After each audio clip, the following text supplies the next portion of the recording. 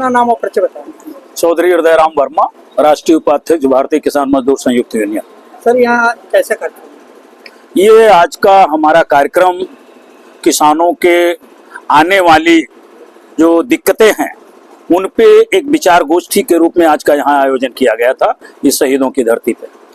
Sir ये चंदौली में आपका संगठन बहुत कमजोर है दिखाई दे रहा है और संख्या बल नहीं है, इस पर क्या कहना? देखिए, संख्या बल आज विशेष तौर पे कुछ बुलाया नहीं गया था। आज सिर्फ उन विशेष कार्यकर्ताओं को यहाँ आमंत्रित किया गया था कि वो आए और जो इस समय मौजूदा ज्वलंत समस्याएं हैं उन पे उनको सीख देते हुए क्षेत्र में छोड़ा जाए और वो जाकर के घर घर इसकी तैयारी करें। आज का सिर्फ इतना ही रोल था। सर आपका चंदौली में किसान बड़े कमजोर कार्यकर्ता है, इस पर क्या कहना? देखिए, हमारा के किसानों का संगठन तो ना कहीं कमजोर है और हम इस बात को मानते ही नहीं कि किसान और किसान का संगठन कमजोर है। उसके कुछ लोग कमजोर हो सकते हैं जो कमजोर मानसिकता से काम कर रहे हैं। और किसानों के यहाँ संगठन बहुत भारी है, इस पर क्या कहना? देखिए, जो काम करेगा और आंदोलन करेगा और किसान हित की बात करेगा वो कहीं ना कहीं अपनी मजबूती बनाएगा। और एक बात आपको कह दें कि आज की डेट में कुछ झूठ का भी बोलबाला है। कल आप कह दीजिए इसी चंदौली की इसी शहीदी धरती पे हम आज रात भर में कम से कम सुबह 2000 किसान इकट्ठा कर देंगे। हम खाली इतना कह दें कि सुबह आपको 50-50, 100-100 रुपए मिलेगा और एक ऐसा कार्ड मिलेगा जिससे आपको सारी समस्याएं आपकी समाप्त हो जाएंगी। जहां आप अधिकारियों के यहाँ उसको दिखा दोगे तो सारी समस्या, तो सुबह यहाँ 1000 की भीड़ हो जाएगी। आज मैं सिर्फ इतना कहना चाहता हूं कि चंदौली नहीं, उत्तर प्रदेश के वो सारे संगठन शायद ये नहीं जानते होंगे कि इस समय उत्तर प्रदेश की ज्वलंत समस्या क्या है। और उस पे मैं चंदौली आया हूं, शायद आगे अभी आपके प्रश्न में चीजों का खुलासा भी हो। तो ज्वलंत समस्याओं पे आंदोलन होने की जरूरत है। हम बड़े हो जाए इससे मतलब जरूरत नहीं है। सरकार की मंशा किसानों के हित में क्या है? सरकार की मंशा तो कहने के लिए सरकार ये कहती चली आ रही है कि हम सन 2022 में किसानों की आमदनी दोगुनी करेंगे, किसानों के हित के लिए काम करेंगे। लेकिन ना तो आमदनी दुगनी हुई और किसान हित की जब चर्चा कर ली जाए तो सरकार के 2-3 विशेष मुद्दे हैं। जैसे एक मुद्दा यह है कि किसानों को किसान सम्मान निधि मिल रही है जो आज 70% के आगे नहीं बढ़ पा रही है।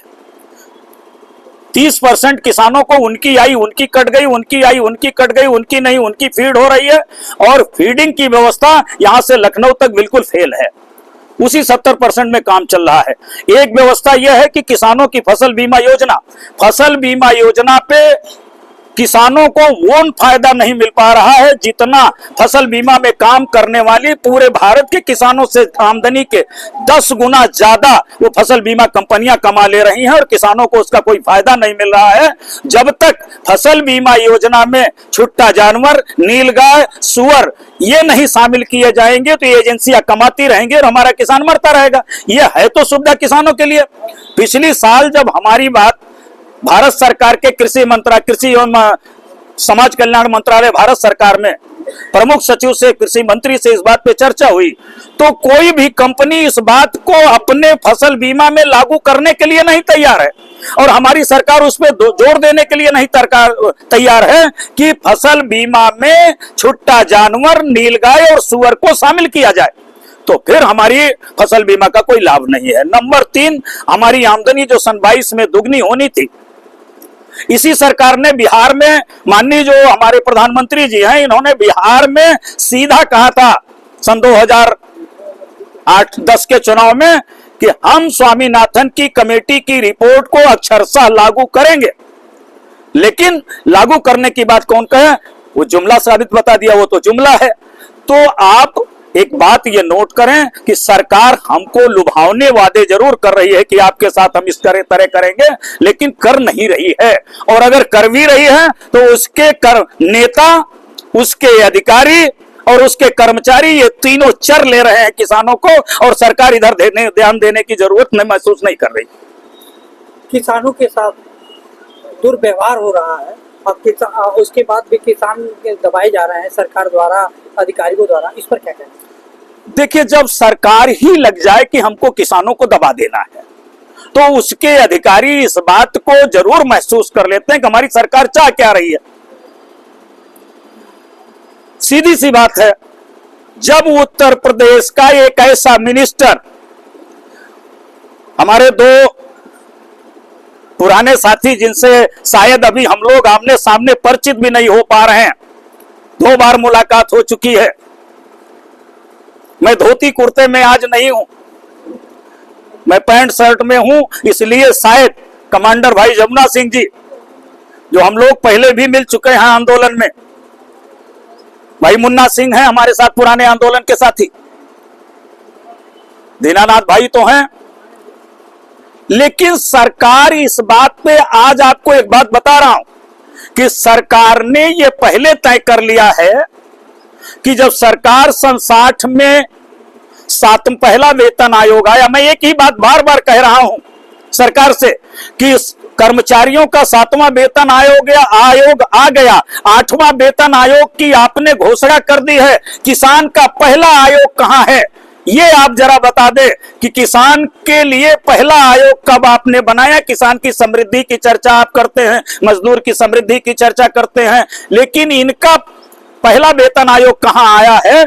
हमें 7वें वेतन आयोग की महंगाई को फेस करना है और हमारे अनाज का 7वां वेतन आयोग नहीं, पहला वेतन आयोग नहीं आ रहा है, इस पे चर्चा करने और इस बात को समझ गए हैं। अभी हमारे प्रधानमंत्री महोदय ने एक ऐसी योजना की घोषणा की जिसमें हम लोग कई बार चर्चा किया करते थे, स्वामित्व योजना की उन्होंने घोषणा कर दी। शायद बड़े भाई लोग जानते होंगे और शायद अभी तक यहां का कलेक्टर, चंदौली के कलेक्टर से हमारी बात हुई, हमने कहा महोदय कृपया आप स्वामित्व योजना का प्रपत्र 7, 8, 9 आप हमको दिखा दीजिए। तो कलेक्टर बगल झांकने लगे, भाई दीनानाथ जी बैठे हुए थे, सारनाथ जी बैठे हुए थे, कलेक्टर बगल एडीएमई की तरफ देखने लगे। उस स्वामित्व योजना में, जिसमें पहली बार उत्तर प्रदेश के 35 जिले लिए गए, जिस 35 जिलों में प्रचार प्रसार के लिए 224 करोड़ रुपया दिया गया और उस 224 करोड़ रुपए सीधा डकार लिया पंचायती राज मंत्री ने और उस पंचायती राज मंत्री को गोल्ड मेडल मिल गया। और गोल्ड मेडल देने के बाद ये सन 2020 में हो गया, 24 में घरौनी बांट रहे हैं। प्रपत्र 7 और 7, 8, 9 किसी किसान को दिया नहीं गया है। आज इस मंच के माध्यम से मैं कहना चाह रहा हूं कि माननीय प्रधानमंत्री महोदय, बजाय किसी तरफ देखने के आप अपनी घोषणा की हुई स्वामित्व योजना की तरफ देख ले। जिस तरीके से आपके अधिकारियों ने भ्रष्टाचार किया है, आपके मंत्रियों ने अनदेखी की है हमारे हितों की, आने वाले समय में जब आप घरौनी बांट रहे हैं, किसी ग्राम सभा में भेजा गया 23,000 रुपया नहीं पहुंचा, फिर अभी 10,000 रुपया आपने प्रचार प्रसार के लिए दिया, नहीं पहुंचा, और आपकी घरौनी में इतना बड़ा घोटाला हुआ है कि किसान आने वाले समय में जब घरौनी बंटेगी तो वो मार काट करेगा, पुलिस वाले एफआईआर नहीं लिखेंगे। और तो और प्रधानमंत्री जी, उनसे आप ये चैनल दिखा दीजिए, कोई ऐसी अदालत नहीं अभी तक बनी है जो घरौनी का मुकदमा सुन ले कि मेरी घरौनी जमुना सिंह के नाम दर्ज कर दी गई है और जमुना सिंह का बना 2 बीघे में मकान 2 विषय में दिखा दिया गया है। वो शिकायत करने जाए तो कोई अदालत ऐसी नहीं है जिसपे वो कर दें। और इस पे उत्तर प्रदेश के 35 कलेक्टर अपना हाथ खड़ा कर चुके हैं और कह रहे हैं वर्मा जी कोर्ट जाइए। पूरा जियो मेरे पास रखा हुआ है, लेकिन सारे कलेक्टर जवाब देने की पोजीशन में नहीं है। नंबर 2, मैं आज अभी कहना चाहता हूं कि एक और योजना सरकार की चल रही है, अंश निर्धारण। शायद आज ये चर्चा नहीं है। अंश निर्धारण में हर किसान को प्रपत्र 3 सरकार की तरफ से मिलना है। जो हमारे अधिकारी हैं, किसी किसान को प्रपत्र 3 नहीं दिया गया और अंश निर्धारण आपके सामने आपके कलेक्टर ने कह दिया भाई दीनानाथ जी के कि वर्मा जी अंश निर्धारण तो हमारे जिले में पूरा हो गया। हमने कहा एक प्रपत्र 3 आप हमको दिखा दीजिए कि जो आपके किसान को मिला हो और किसान ने भरा हो, भाई हरबंस सिंह जी ने भरा हो कि हमारे 4 बेटे, हम पिताजी के 2 भाई थे, एक के 3 लड़के हैं, एक के हमारे अकेला लड़का है, इनका इतना शेयर बनता है, इतना इनका शेयर बनता है, और इस पे इनके आधार कार्ड हो, इनका मोबाइल नंबर हो, चूंकि ये रिकॉर्ड मुहाफिज खाने में रखा जाना है, ऐसा किसी किसान को प्रपत्र 3 मिला नहीं है। और अब आप भाग के जाइए एसडीएम के यहां मुकदमा करिए और लेखपाल से रिपोर्ट लगवाइए और पता चलेगा आपका 4,000, 5,000, 3,000 रुपया जाए। ये सारी चीजें इसलिए हो रही हैं कि आने वाले समय में एक कानून बना हुआ है, पहले सेज कानून, उस सेज कानून के तहत सरकारों ने साज कानून, स्पेशल एग्रीकल्चर जोन बनाने की बात नहीं की है, स्पेशल इकोनॉमिक जोन बनाने की बात की है, जहां से उनको पैसा मिलेगा। और मैं इतना कहना चाहता हूं कि हमारे जो बुजुर्ग रहे सरदार वल्लभ भाई पटेल ने इस देश को छोटी छोटी रियासतों को, लमसम 600 रियासतों को तोड़ के अखंड भारत बनाया, लेकिन हमारे लोगों ने इस पूरे भारत को सेज कानून के तहत 600 जोनों में बांट दिया। आज विदेशी कंपनियां, 600 विदेशी कंपनियां एग्रीकल्चर पे उतरने के लिए तैयार हैं। वो चाहे चंदौली का धान का कटोरा हो, चाहे दूसरे डिस्ट्रिक्ट हो, वो आ रही हैं और वो अपने उत्पाद तय करने जा रही हैं और हमारे किसानों को किसान से मजदूर बनाने जा रही हैं। ये सारे नेता जान रहे हैं, सारी पार्टी के नेता जान रहे हैं। अभी एक प्रश्न आया कि किसान यूनियन कमजोर है। कमजोर तो इन राजनीतिक दलों ने कर दिया कि अगर किसान यूनियन मजबूत रहेगी तो कभी हो न हो ये हमारे सांसद और विधायकों का कॉलर पकड़ ले और अधिकारियों के कॉलर पकड़ के बैठ के काम करवाना शुरू कर दे।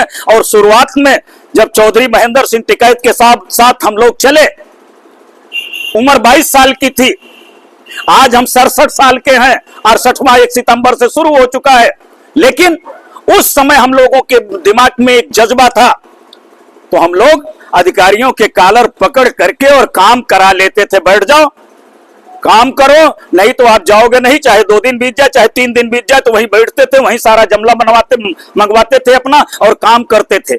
लेकिन आज उस समय एक और सीख हमारे लोगों में थी कि हम लोग जब आंदोलन करते थे तो अधिकारी हमारी गोद में बैठा करते थे, और आज एक फर्क हो गया है कि हमारे लोग अधिकारियों की गोद में बैठना शुरू कर दिए हैं। इसलिए हमारी बात कमजोर हो रही है। हमारे लोगों को दलाल कहा जा रहा है, वरना ना हमारा किसान दलाल है, ना हमारा संगठन दलाल है।